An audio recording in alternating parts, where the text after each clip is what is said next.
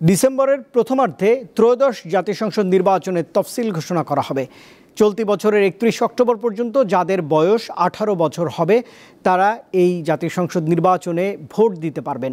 এছাড়া প্রবাসীদের ভোট গ্রহণে চালু হচ্ছে পোস্টাল ব্যালট পদ্ধতি। বৃহস্পতিবার কমিশন বৈঠক শেষে এসব কথা জানিয়েছেন নির্বাচন কমিশনার আবুল ফজল মোহাম্মদ সানাউল্লাহ।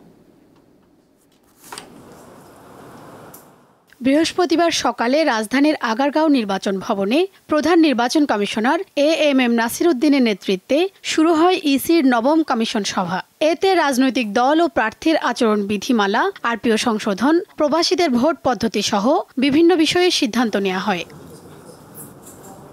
দিনব্যাপী সভা শেষে সন্ধ্যায় নির্বাচন কমিশনার আবুল ফজল মোহাম্মদ সানাউল্লাহ জানান, আগামী নির্বাচনে পোস্টাল ব্যালটের মাধ্যমে প্রবাসীদের ভোটদান নিশ্চিত করবে ইসি। প্রার্থী চূড়ান্ত হওয়ার পর প্রতীকী ব্যালটে ভোট দেবেন প্রবাসীরা।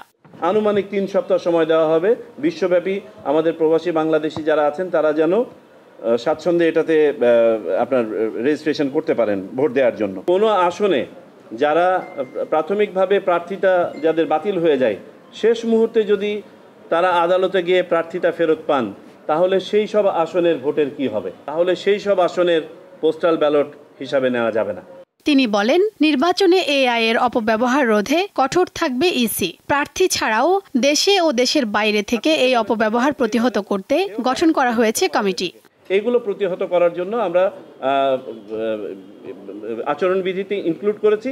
মনে রাখবেন, এই আচরণবিধিটা শুধুমাত্র কিন্তু প্রার্থী এবং দলের জন্য, কিন্তু এই এআই এর ব্যবহার তো এদের বাইরেও লোকজন করবে, দেশ থেকে করবে, দেশের বাইরে থেকে করবে।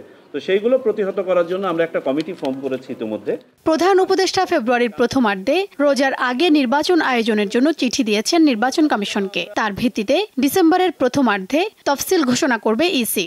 2025-এর 31 অক্টোবর পর্যন্ত যারা ভোটার হবেন তাদেরকে আমরা ভোটার তালিকায় সন্নিবেশ করতে পারবো বলে আশা রাখি। আমাদের পক্ষ থেকে ঘোষণাটা আসবে 2 মাস আগে, আনুমানিক যেদিন আমরা শিডিউল ঘোষণা করব। তো আপনারা ধরেই নিতে পারেন এই শিডিউল ঘোষণার কাজটা আমাদের ডিসেম্বর মাসের প্রথমার্ধেই আপনারা পাবেন। তবে ভোট কেন্দ্রে সিসি ক্যামেরা ব্যবহার করা হবে কিনা সে সিদ্ধান্ত এখনো চূড়ান্ত হয়নি বলে জানান ইসি আবুল ফজল মোহাম্মদ সানাউল্লাহ। হ্যাঁ না বলি নাই তো, আমরা এখনো গবেষণার মধ্যে আছি। শিউলি শবনম, দীপ্ত সংবাদ, ঢাকা।